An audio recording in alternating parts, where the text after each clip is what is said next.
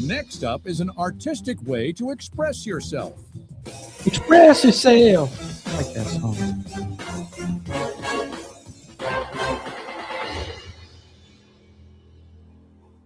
Hi, Sharks.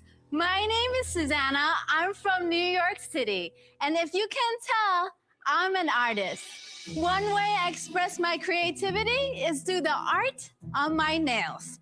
But getting your nails done can cost a lot of time and a lot of money. When you're in a pinch, you need to take your naked nails from zero to full glam in a minute. Press-on nails are the way to go. But most press-on nails just straight up boring, basic, and janky. That's why I created Never Have I Ever, an instant beauty brand that lets you slay anytime, anywhere. Our hero product lines of artist licensed press-on nails are wearable art that you can collect, wear, and rewear. We collaborate with influential rising artists to create beautiful works of nail art, meanwhile monetize their art in a unique way. So Sharks, never have I ever stood here in the tank asking you for $150,000 for 8% equity of my company. Sharks, I think I just nailed this pitch. Who's ready to nail this I like business that. I like that. I like with that. me? Good job. Well, that was great. Very That was good great. job. Sharks, in And we are back with another Shark Tank reaction video. I am your host, Dave, a 10 plus year intellectual property attorney. And so I'm kind of do some homework here. Never have I ever.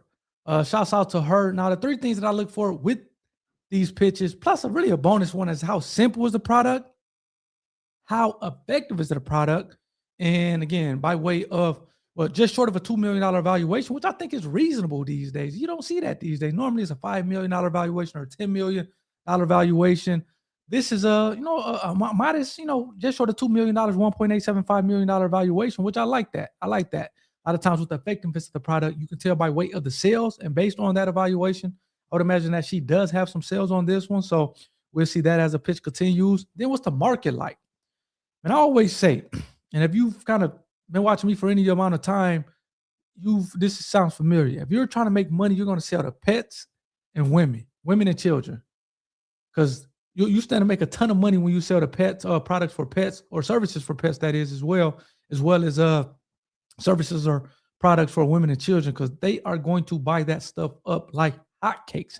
And in this case, you have a nail spot, which I feel like has been other kind of press-on nails or whatever the case may be on Shark Tank before. But again, you just can make a ton of money just because women, they care about, not saying that men don't care about their appearance in the same way that women is, but women that go to extreme lengths to kind of make sure everything is taken care of, especially if you can, as this case, avoid having to pay. This nail stuff gets expensive these days, $50, $80, maybe in some instances $100 for your pedicure, your manicure, whatever the case may be, to have an alternative that's still cool for $20, $30. I'm telling you, man, women that eat that up. So there's a market for it, in my opinion. Let's see how well the Sharks think that market is. And then the last one is intellectual property. Are you protecting the IP? Now, I will say this is an interesting one just because, number one, she is protected, never have I ever. And you would think that phrase, it's actually quite a bit of trademarks out there. Now, again, there's no trademarks for the nail, the false nail, so she's able to get a trademark for that. But I was surprised as I was looking it up as she was pitching that there's a few trademarks out there that's never have I ever for different products, which I didn't think I was going to see that. But then I guess the other part of it is, seems like she's licensing other creators' art designs, which is a copyright at this point, to be able to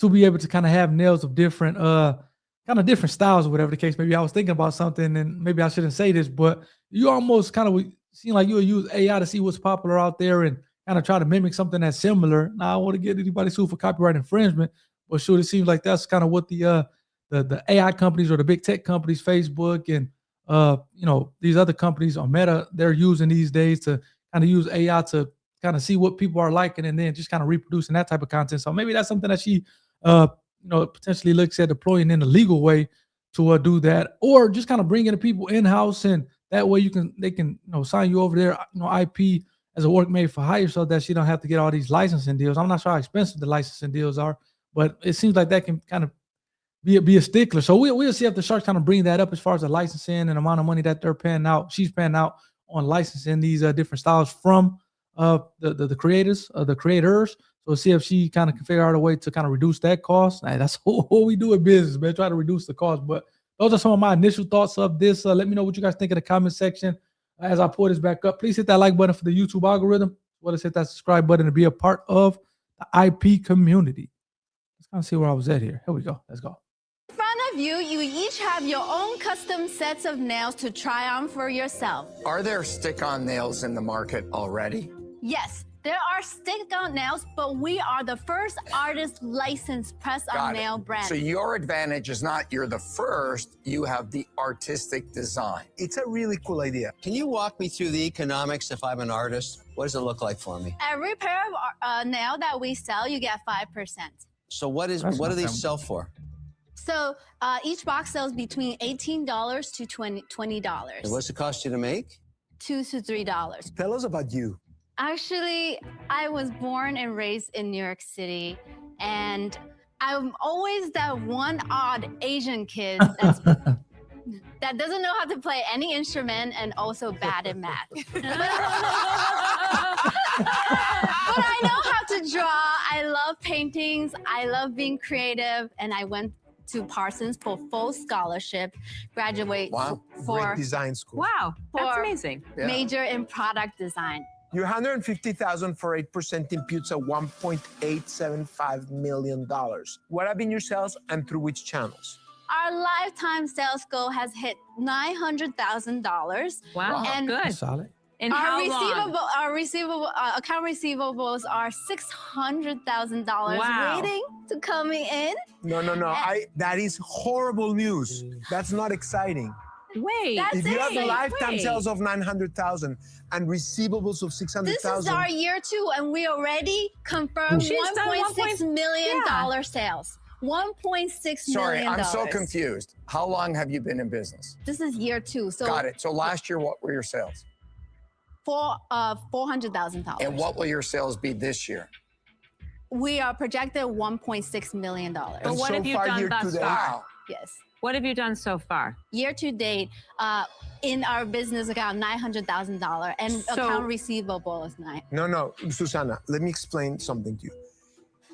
You want your accounts receivable to be as low as possible. Yeah, Accounts paid. receivable is when you sell to the retailer and the retailer has yet to pay you. And if at any point you've delivered the product and you don't get paid, it can kill you. So AR. Well, we don't know what her AR is. Did you sell Daniel. $600,000 in the last 30 days? Yes, I'm telling you, this category is a growing category. It's projected more than $50 billion by 2030. You have no idea how crazy this thing is going. We just started. We focus a lot on wholesale because we got very lucky. We got picked up right away with this concept. By who? And by By who? Urban Outfitters, So actually. you're Our in first- you're in Urban Outfitters. Yes. Every store. every store, more than 200 stores. So you're in 200 Urban Outfitters. What other retailers are you in? We're in PacSun, Paxson. How We're many in- stores is that? 200 stores. Listen, I really enjoyed the presentation, but for me, it's not buttoned up enough. I just want to be able to give you 150,000. I wouldn't do it for 8%. I'm out. As Mr. Wonderful goes out, again, man, you're talking about the American dream. And that's actually was a pretty cool joke that she said in terms of being the first Asian who can't play an instrument. I didn't really know Asians play instruments, but more importantly, that is bad at math. Now, that is something that you typically don't see from Asian descendants. But again, year 2 in business, she made $400,000 her first year. She made she's projected to make $1.6 million her second year, which would have been last year, 2025. I think she said she had $900,000 that she had made year to date. And what kind of Daniel and what she kept trying to put out there as a positive, and Daniel's like, hold on, that's not a positive in terms of the whole account receivables thing. It's like, hey, you deliver product and people have yet to pay you. That's not a good thing. At least that's the kind of position that Daniel was taking to say, hey, you delivered the product and you still haven't gotten paid to the tune of $900,000. Now, sometimes that can be a reason for that.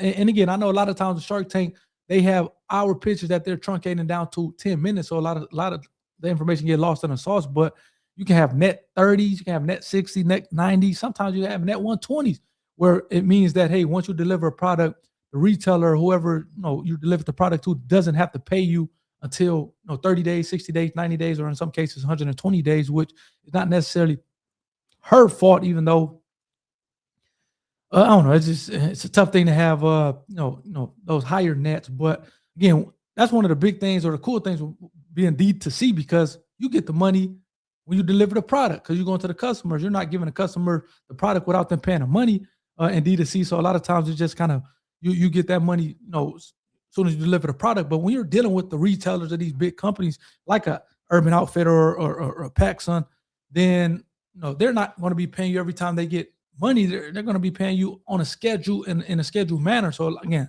whether it's a net 30, net 60, net 90. So a lot of that could be due to that. And again, it just kind of makes for a great TV based on how they edited this episode. But I would imagine that it is a reason why she has $900,000 in account receivable. So again, let me know what you guys think as we kind of pull this back up and see if she gets a deal as Mr. Wonderful goes out. Let's go.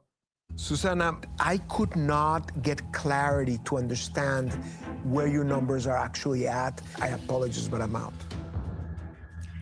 Susanna, I think you're incredible. You're an absolute genius, creative genius. Yep. It's not for me because I'm just not into nails, right?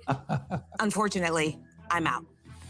I love products that have a big audience, and unfortunately, this just is too niche. I'm sorry, I'm out. I disagree with Lori on that.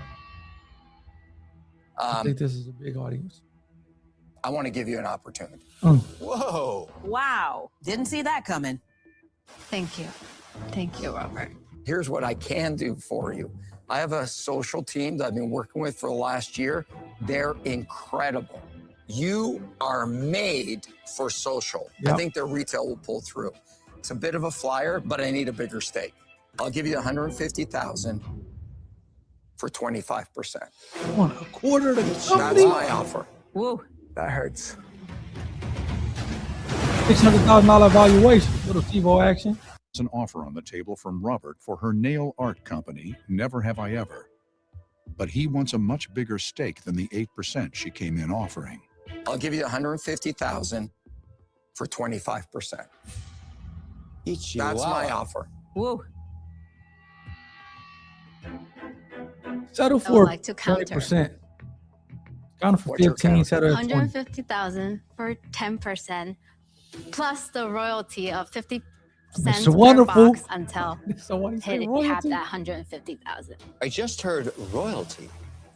Ooh. I'm thinking, I'll do the deal. I'll drop the equity down to 10%, but I want that 50 cents a box until I make 3 times on my 150. You've got Susanna, I'll 2 modify offers. my offer. Do you want to counter for me or do you want to do a deal with Kevin? Well, you have 2 offers. You have to decide. You want to hear back from Robert. Say here Yes, back I from would Robert. like to hear back from Robert. $150,000 for 20%. So I'll come down from the 25. That's my offer. So that's twice $150,000. the amount of equity you 20%. got to give up. And if your business is going to be successful, you can afford giving me 50 cents, but royalty goes away after 3x. Wow. Man, you That's a better pay that tough- royalty as opposed to giving up 20%. Tough decision. You got to make it. Here you are, in 150. Shark Tank. Make the decision. 10%, 50% royalty until you pay it back 450. 10%. And royalties, 2x. No. Susanna, all due respect, I'm out. No, Look, you can't, I believe in you, but you come in here and make you an offer. You got to make a decision. You're negotiating with Kevin. No, I made the decision, Robert. Actually, I go for No, you I'm because out. thank you I'm so out. much for believing in me. No, I no, no. actually really, I Susanna, I can't do it. I'm sorry. I can't do it. I gave you a chance, with all due respect, to make a No, I decision. take- You deflected from me. You wanted to do a deal with Kevin. I'm okay with that. My feelings aren't hurt.